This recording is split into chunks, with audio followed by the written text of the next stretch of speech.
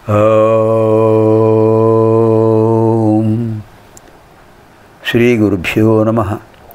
వాగర్థావివ సంపృక్తౌ వాగర్థ ప్రతిపత్తయే జగతః పితరౌ వందే పార్వతీ పరమేశ్వరౌ. శృతిస్మృతిపురాణానాం ఆలయం కరుణాలయం నమామి భగవత్పాదం శంకరం లోకశంకరం. ఇప్పుడు మనం 75వ లహరిలో ప్రవేశిద్దాం. ముందుగా ఆంజనేయ భుజంగ ప్రయాత స్తోత్రంలో చివరి శ్లోకం ఫలశ్రుతి. మొత్తం 16 శ్లోకాలు ఉన్నాయి. 16వ శ్లోకం ఫలశ్రుతి. పైన శంకర్ల వారు మనకు అనుగ్రహించినటువంటి 15 శ్లోకాలు, ఆ 15 స్తోత్ర విశేషాలు తెలుసుకోవడం వల్ల ఎటువంటి ప్రయోజనం లభిస్తుంది? ప్రతి వాళ్ళు ప్రయోజనం అడుగుతారు. ప్రయోజన మనుద్దేశ్య నమందోపి ప్రవర్తతే అని సంస్కృత సుభాషితం. ప్రయోజన మనుద్దేశ్య నమందోపి ప్రవర్తతే. ఎంత బుద్ధి గలవాడైనా తెలితక్కువాడైనా ఏదో ఒక లక్ష్యాన్ని దృష్టిలో పెట్టుకుని తప్ప ఏ పని చేయడు. ఏదో ఒక లక్ష్యం ఉంటుంది, సాధించాలి. ఇది చేస్తే మనకి ఈ ప్రయోజనం కలుగుతుంది, అది ఉంటుంది. అంచేత అటువంటి ప్రయోజనం ఏమిటి?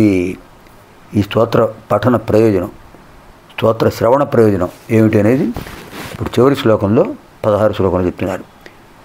హనుమద్భుజంగ ప్రయాతం ప్రభాతే ప్రదోషేపి వాచార్ధరాత్రేపి మర్త్యః పఠన్నశ్నతోపి ప్రముక్తాహజాలః సదా సర్వదా రామభక్తిం ప్రయాతి.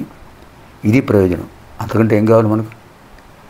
హనుమద్భుజంగ ప్రయాతం ప్రభాతే ప్రదోషేపి వాచార్ధరాత్రేపి మర్త్యః పరిప్రశ్నతోపి పఠన్నశ్నతోపి ప్రముక్తాహజాలః సదా సర్వదా రామభక్తిం ప్రయాతి. హనుమద్భుజంగ ప్రయాత స్తోత్రాన్ని ప్రభాతే అంటే భుజంగ ప్రయాతం అనే ఛందస్సులో ఉన్నటువంటి ఈ శ్లోకాలను ప్రభాతే ప్రాతకాలంలో వా లేక ప్రదోషేపి సాయంకాల సమయంలో కూడా చ మరియు అర్ధరాత్రేపి అర్ధరాత్రి సమయంలో కూడా ఎప్పుడు మెడుకొస్తే అప్పుడు చదువుకోవచ్చు. దుస్వప్నాలు రావు, కలత నిద్ర ఉండదు, హాయిగా ప్రశాంతంగా నిద్రపోతాం.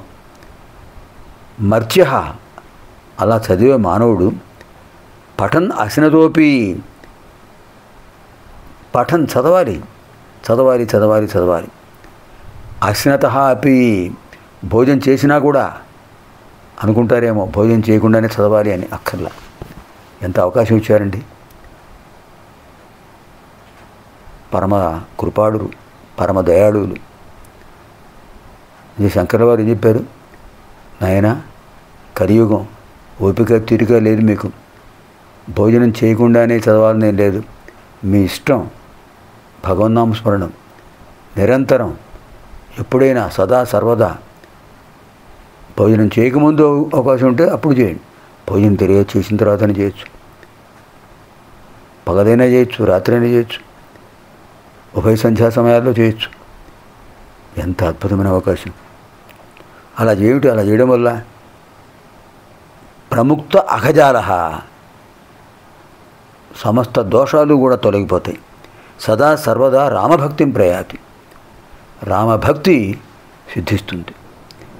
హనుమద్భుజంగ ప్రయాతం ప్రభాతే ప్రదోషేపి వాచార్ధరాత్రేపి మర్త్యః పఠన్నశ్నతోపి ప్రముక్త అఘజాల సదా సర్వదా రామభక్తిం ప్రయాతి.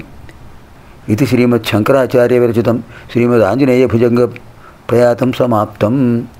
ఆంజనేయ భుజంగ ప్రయాత స్తోత్రం అయిపోయింది. ఇప్పుడు మనం 75వ లహరిలో ప్రవేశిద్దాం. కళ్యాణినం సరసచిత్రగతిం సవేగం సర్వేంగితజ్ఞమనఘం ధ్రువలక్షణాఢ్యం చేతస్థురంగమధిరుహ్య చరస్మరారే నేత సమస్త జగతాం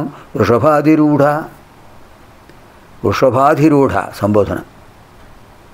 నందివాహనాన్ని ఎక్కి వెడుతున్నాడు స్వామి, దర్శనమిస్తున్నాడు. చూడండి, మన కళ్ళ ముందు చిత్రీకరిస్తున్నారు శంకర్ల వారు. అడుగో పరమేశ్వరుడు నందీశ్వరుడిని ఎక్కి వస్తున్నాడు. చూడండి, చూద్దాం. కళ్యాణినం సరసచిత్రగతిం సవేగం సర్వేంగితజ్ఞం అనఘం ధ్రువలక్షణాఢ్యం చేతస్థురంగమధిరుహ్య చర స్మరారే నేత సమస్త జగతాం వృషభాధిరూఢ. సమస్త జగతాం నేత చతుర్దశ భువనాలకు నాయకుడు మీరు స్వామి. భూలోక, భౌర్లోక, స్వర్లోక, మహర్లోక, జనోలోక, తపోలోక, సత్యలోకాలు, సప్త ఊర్ధ్వలోకాలు, అతల, వితల, సుతల, తలాతల, రసాతల, మహాతల, పాతాళాలు, అధోలోకాలు సప్త. చతుర్దశ భువనాలకు అధినాయకులు మీరు.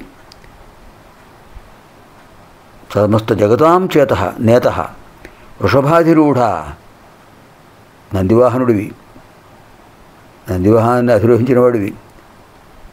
స్మరారే, మన్మధుణ్ణి నిర్జించిన వాడివి.